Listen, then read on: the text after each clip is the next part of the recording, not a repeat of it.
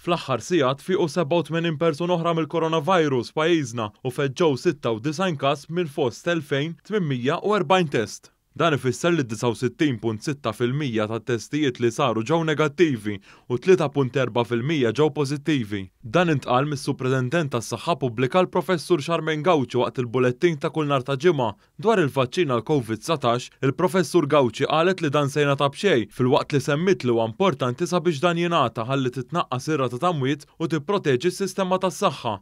Qalet kif bħal kull tilqim ieħor il-vaċċin għandu l-effetti tiegħu iżda saħqet li huwa sigur. Li jista' jkollok ftit ħmura fejn inti tagħti l-injection jista' jkun jitla ftit deni, qegħdin jaraw ukoll li qed ikun hemm assoċjazzjonijiet ma' persuni li jista' jkunu jħossuhom għajjenin, però dawn huma sintomi li jkunu minimi ħafna u li huma xejn meta inti tikkomperja ma' x'jista' jiġrilek jekk inti tieħu l-infezzjoni. Dwar is-sitwazzjoni f'pajjiżna s-Supretendent tas-Saħħa Pubblika qalet kif pajjiżna għandu rata stabbli dik ta' madwar ftit inqas minn 4 każijiet pożittivi minn kull mit-test li jsir. Il-Professur Gauci qalet kif hemm pajjiżi li għandhom kważi 40 test għal kull mit-test. Semmit ukoll kif matul il-jum tal-ġimgħa kien hemm żieda fil-listoranġo fejn dawk li jaslu minn numru ta' pajjiżi jridu jippreżentaw test negattiv għal COVID-19.